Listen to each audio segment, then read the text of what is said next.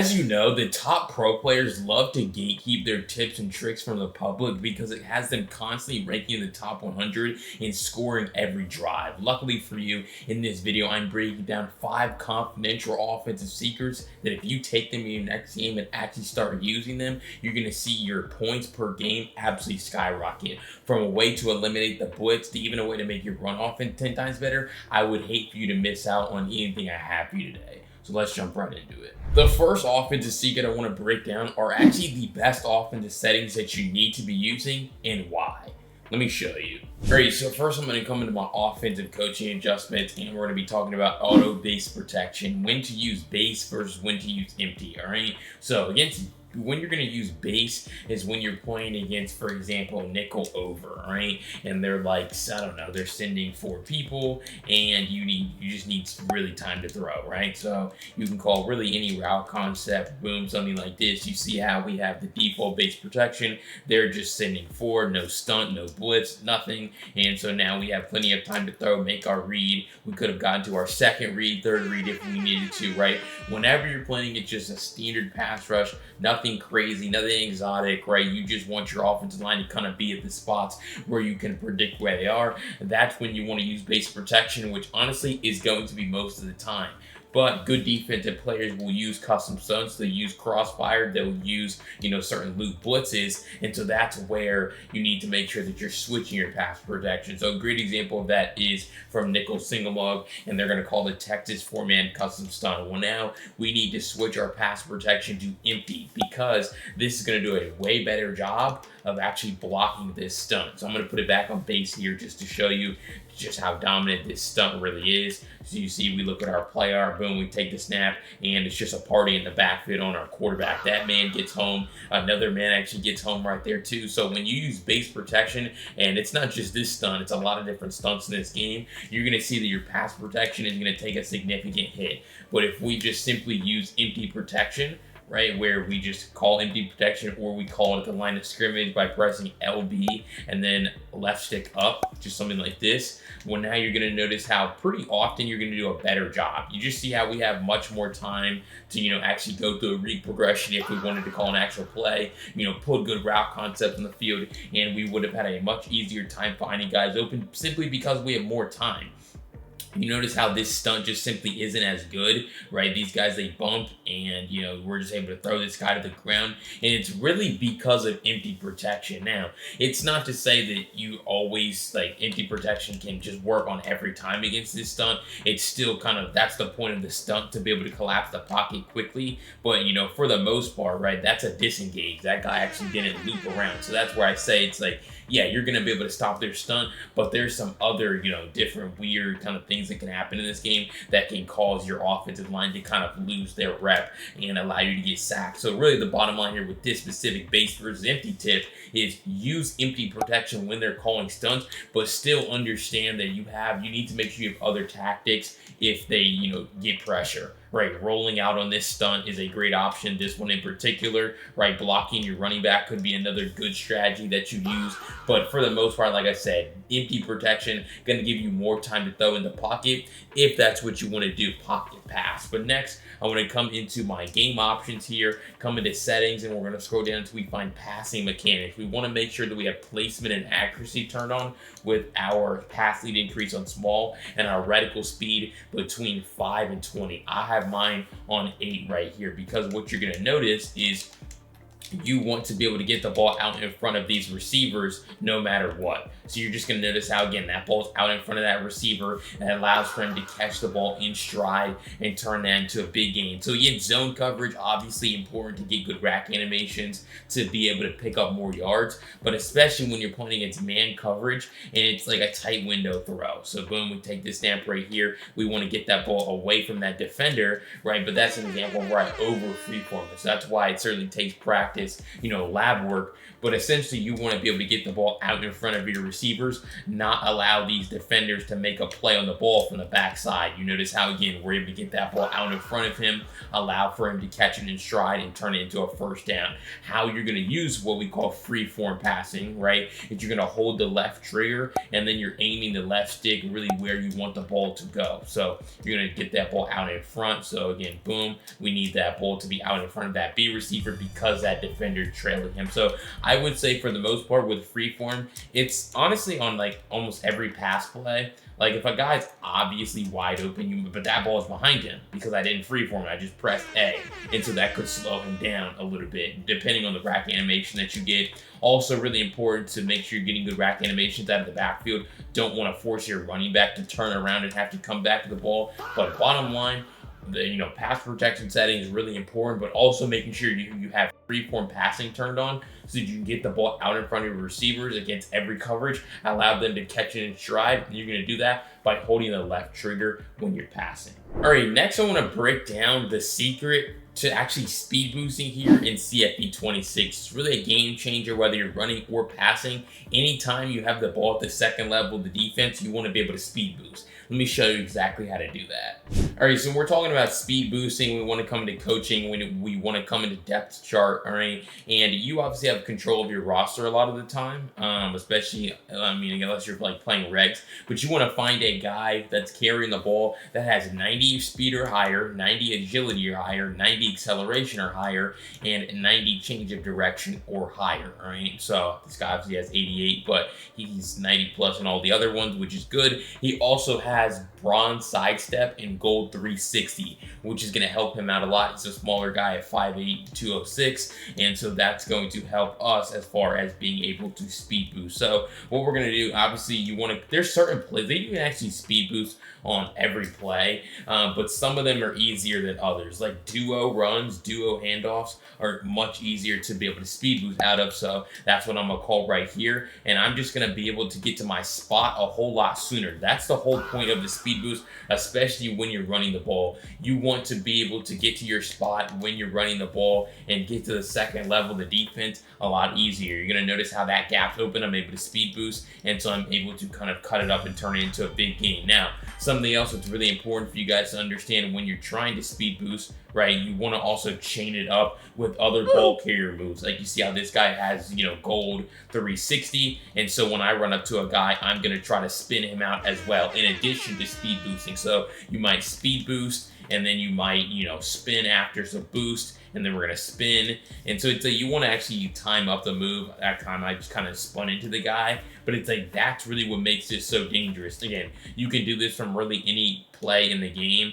If you want to, I guess I actually don't have a different play, but we can call it like halfback stretch, and you're just going to try to speed boost, like right there. We speed boost, get to that spot, boost again, and juke that guy out, and so we're able to turn that into a big run. So it's not just necessarily duo, it's anytime you're able to get the ball into open space, right? So how you're going to do it is you're already holding turbo. Once your block set up or you're past the line of scrimmage, you're going to hold turbo, and you're obviously aiming the left stick already where you want to run, but then you're actually tapping the left trigger to be able to boost. So again, boom, boost, boost again, and that time we should just be able to score a touchdown simply because we double boost, get to our spot, and really after that, it's just downhill from there. It's just about running. You don't want to over boost, because the reality is if you mistime the move, it actually slows you down versus if you just keep running regular. So you want to make sure that you're actually timing the move up correctly. That's an example of where it's like there's nothing that you can really do. I could have actually tried to speed boost,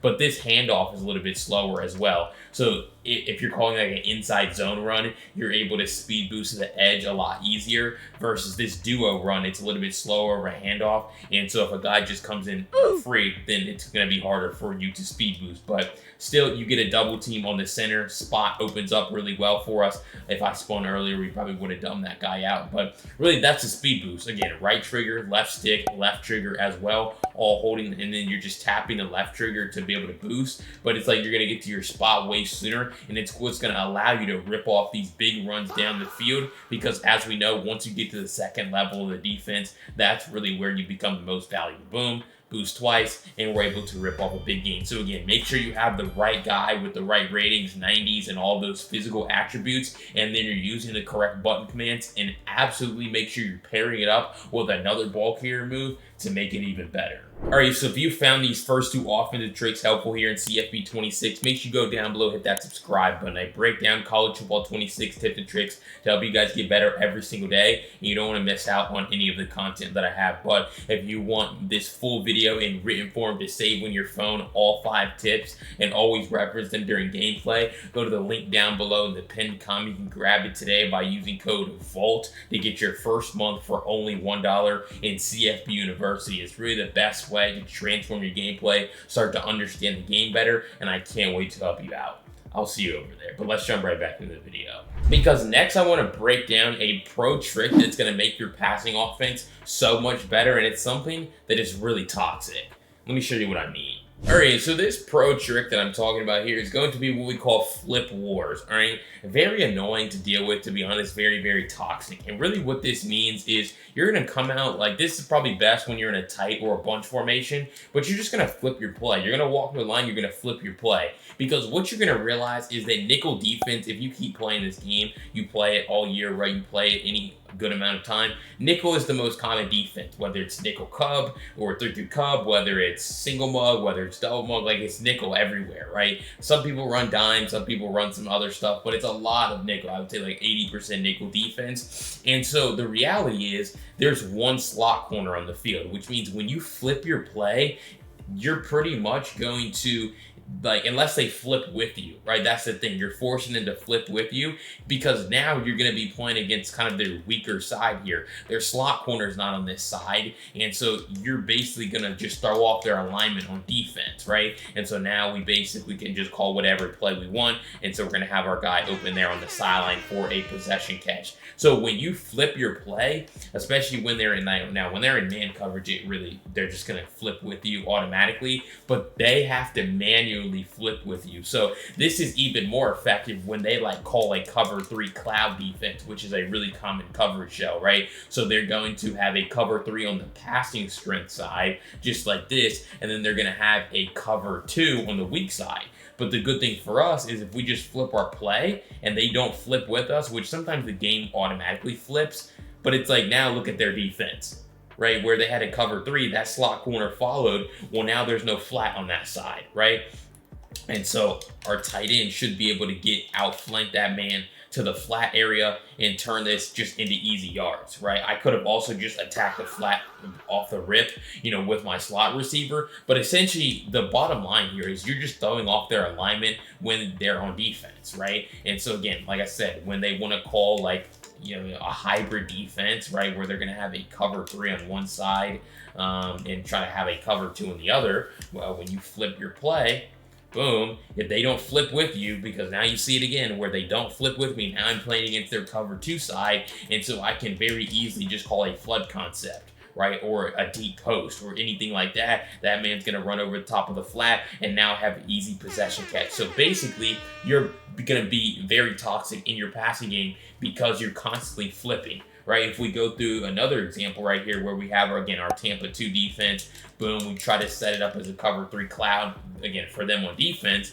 we flip our play, so you just call whatever defense you want to call, right, or excuse me, whatever play you want to call, and then you just know you're going to flip. So you come out on the wrong side knowing you're going to flip, and I mean, you don't have to do this every play, but again, now that slot corner completely is misaligned, simply, and they didn't even control that. The game automatically flipped for them. And so now their whole defense is messed up. There's no flat on this side, and that's an easy catch if he wants to turn around, right? So that can be really problematic for them on defense. And so that's really the secret. Start flipping your play more on offense, right? To just throw off the defense, because a lot of time you get a busting coverage, right? You might flip your play, and now they absolutely blow their defense because they see that there's no vert hook on that side. So I don't know, maybe they put their safety in a hook, right? And they're just kind of, they're all over the place. So this is just something that you're gonna try out, and you're just gonna see for yourself, right? Because again, they might just blow their coverage, panicking, trying to adjust, and then you're able to just launch one over the top for an easy score. So maybe it's not something that it's like, do this and this has a guaranteed result, but it's just more like, hey, if you start flipping your play, you're going to start to play against defenses that they don't really want to run, and you're going, especially on one side of the field, and so you're going to be able to see your passing offense just become a whole lot better. So really effective from a bunch or a tight formation. But guys, just simply start flipping your play, and when they run zone coverage, a lot of the time their guys are just going to follow, or they're not, and so then you're just going to be playing against like cover 2 on one side, and you're going to easily be able to attack them. All right, before I jump to those final 2 offensive tips that you're absolutely not going to want to miss here in CFB 26, make sure you go down below and hit that subscribe button. Again, I'm the only one right now breaking down college football 26 tips and tricks to help you guys get better every single day, and you don't want to miss out on any of the content that I have. But let's jump into those final 2 tips. Which that next one is going to be a tip to absolutely transform your run offense. Too many of you guys are making this simple mistake, and it's why you keep getting tackled in the backfield every time. Let me show you. All right, so this is for any running play here, all right? And also it actually is important in the passing game too, which I'll break down as well, even though I didn't think I was going to. But really what I'm talking about is holding turbo immediately, all right? You see how, I mean, obviously you guys don't see my hand cam here or my controller, but it's like as soon as I held the right trigger here on this play, this defensive lineman shed. You see how he's getting blocked? But as soon as I started holding right trigger, he just shed, and so he was able to just tackle me in the backfield, right? So if I'm holding right, if you're just holding right trigger immediately, like I did right there, sometimes like right there it worked, right? I was able to get to my spot sooner, but a lot of the time, I'm telling you guys, it just called like, again, immediately, like as soon as I held right trigger, 62 shed his block and was able to get me, right? So again, boom. This time is a great example of where it works in our favor. We're able to get to our spot sooner, but it's just not consistent enough. The run game is already inconsistent enough in this game, and so when you start to add more variability to it, that's just going to be harder for you to actually run. Again, he just walks in free because I'm holding turbo. Essentially, when you're holding turbo or right trigger or R2, depending on your console, you're telling the defensive lineman to shed, because the game thinks that you're going to get an unfair advantage if you could just hold right trigger all the time, right? So you only really want to do it once you're past the line of scrimmage. That's where I say you only want to be holding right trigger when you're past the line of scrimmage or once your blocks have set up. Just like right there, that's what I did right there. I waited until I was already past those first level blockers to actually start holding the right trigger and actually be able to run down the field, because again, that's another example. I held it too early because I was trying to speed boost, and so that guy shed. Right here, I see my blocks are set up, so I know I'm good to speed boost, and so I know I'm able to gonna be able to pick up those yards. So that's really the problem that too many of you guys are having, is you're taking the snap, immediately holding right trigger, and again, 2 guys. We'll look at the replay right there, 25 and at number 9 right there. As soon as I held right trigger, because I did it as soon as I touched the ball. Look at this. Boom, right trigger. He immediately starts shedding. And this guy, I think he kind of just walked in free. But it's like immediately the sheds just start to ensue very consistently, time and time again. So if you simply just take a snap, don't hold it, and just wait. That time I didn't hold the right trigger until I was already past that first blocker that could have shed and that could have blown up the play. So that's really the bottom line here. Wait to hold turbo, wait to hold the right trigger until your blocks have set up, or you're past the line of scrimmage where those guys are behind you and it doesn't matter. But also in the passing game, it's the same thing, because I tell you guys to take the snap, flick the left stick up to cancel your drop back, which yes, you see how we have plenty of time to go through our read progression, make a read. But when you want to take off with your quarterback, you obviously want to be holding right trigger. So boom, you're going to take the snap. I want to take off, but it's like I hold right trigger. Now that guy had already shed me, but essentially what you don't want to do is hold right trigger in the pocket with your quarterback. Like do this, because again, this is just forcing those defensive linemen to shed a whole lot faster, because the game's treating you like a runner. As soon as you hold right trigger with your quarterback in the pocket, the game treats you like a runner. And so these guys, they just start to shed way faster, and so they're going to be able to sack you. So you do at times want to take off with your quarterback up the middle, but you don't want to necessarily, like right there, I'm still a passer. I'm still trying to find guys open, right? You only really want to hold right trigger once you know that you're trying to take off. If you know you're not trying to take off yet or anything like that, don't touch the right trigger and just flick the left stick up and continue stepping up. But again, there are going to be times where the pocket could open up, and you, like right here, where you do want to take off, and so you have to hold the right trigger to be able to escape the pocket sooner. So in the running game, you want to make sure that you're waiting until you're past the line of scrimmage or your blocks are set up. And in the passing game, you don't want to hold the right trigger in the pocket with your quarterback because it forces the defensive lineman to shed a whole lot faster. But that last tip that I want to break down is one that's going to help you stop getting sacked as often as you are right now. Let me show you a trick to, again, stop getting sacked. All right, so a great example of this is going to be, I'll call the Texas 4-man custom stunt once again, all right? So as we know, as I told you guys earlier in the video, if you use base protection and you call this play, right, and they call that stunt, you're just gonna see how this is gonna be great pressure for them. Boom, just right through the A gap. Very, very easily. But when you actually use a play action based play, it's going to be a lot easier for you to get time. Same stunt and have a cleaner pocket. That's again a disengage, but it's like you're gonna make it harder for them to actually be able to stunt you consistently. Like that's a great example where that defensive lineman really didn't go anywhere. He didn't do anything simply because like hold a play action play, right? This is like some PA flood play from like trips, right? So it's like, you can do this from any formation in the game. You just need a play action play. You see how this guy, he was supposed to loop as well, but he just didn't. Our tight end also chipped him up, which is nice, but he just didn't even come through and loop around simply because we have a play action based play. And I cancel the play action immediately. So I take this snap. You can cancel the play action immediately if you want, right? And then you have to go through your progression of actually getting rid of the ball. So this stunts are still going to be, a good option. But even if they when they don't stunt, play action gives you more time to just throw in the pocket just by default. Especially if they don't pass commit. You're just going to notice how these sheds are going to, now eventually they are going to shed, but the sheds are going to be slower and less consistent simply because, think about it like this. If they pass commit their defense, that gets rid of the play action benefit. But if they don't, you have the advantage as far as pass rush goes, right? So again, we're going to call our stunt or reset the stunt right here, right? So this time they're just going to be, again, a standard pass rush. And you're just going to notice how, I would say, it's not going to be every time, right? But if you want more time to throw in the pocket, you're tired of getting shedded, start calling more play action plays, and you're going to get that extra time to throw. But also understand that, again, if they pass commit their defense, it's not going to matter. So if we press RB, right stick up on defense to pass commit, the fact that you're calling play action, they have the advantage now, right? Boom.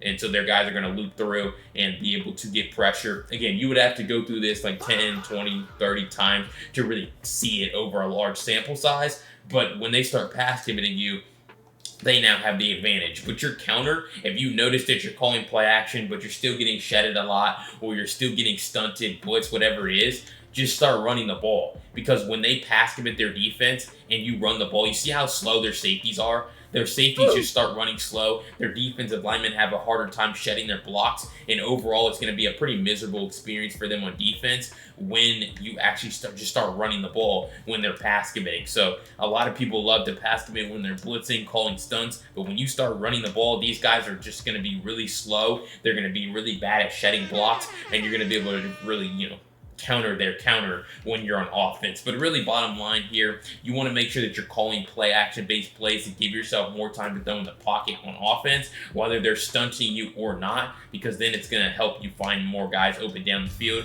simply because you have more time to throw. But again, call play action plays and reap the benefits of that. All right, so if you found those 5 offensive tricks helpful here in CFB 26, make sure you go down below, hit that subscribe button. Again, I break down college football 26 tips and tricks to help you guys get better every single day. And you don't want to miss out on any of the content that I have. But if you want all 5 of these tips to save on your phone and always reference them during gameplay, go to the link down below in the pinned comment to join CFB University, where your first month of all my written breakdowns for the month of May and beyond are only going to be $1. It's really a no-brainer, the best way to transform your understanding of the game here in CFB 26, and I highly recommend you check it out. But if you want to see 5 tips to transform your defense specifically, check out this video right here. I'll see you over there.